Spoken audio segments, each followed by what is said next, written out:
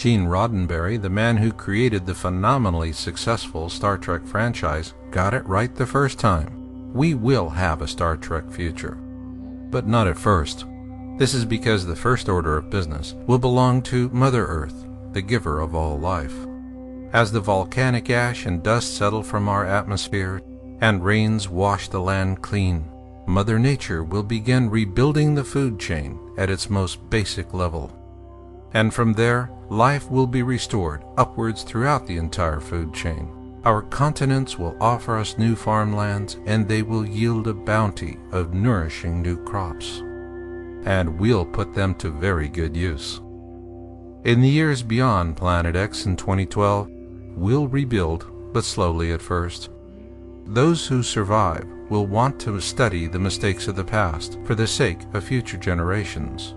Of course, there will be the obvious errors. For millennia, humankind has always believed that money was the root of all evil.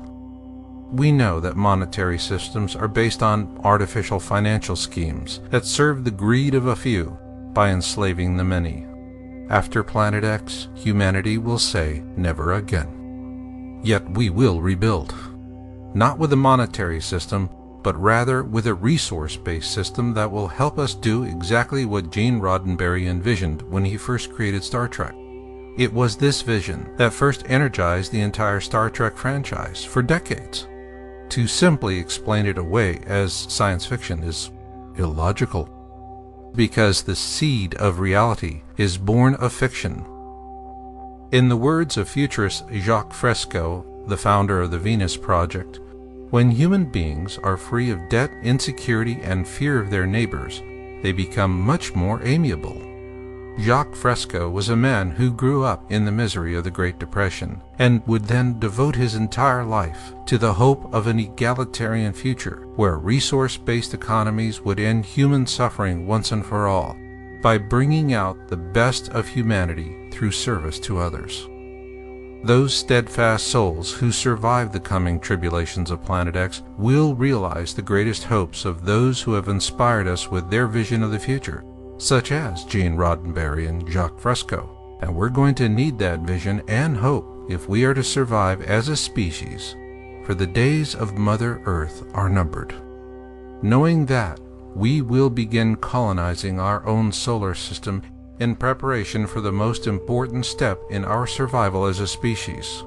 Using what we have learned, we will leave this solar system to colonize new Earths all throughout the galaxy. In some distant time, our descendants will bid farewell to the birthplace of our species. Like all things, it too must come to an end. When it does, our descendants will mourn its passing as they celebrate our courage. In the difficult years ahead, each of us has to be in it for the species, because 2012 is about evolution. For more information about Planet X in 2012, you can visit Your Own World USA, that's YOWUSA.com. For Planet X Forecast and 2012 Survival Guide, this is co-author and publisher Marshall Masters thanking you for taking this first step in becoming self-informed about this vital topic.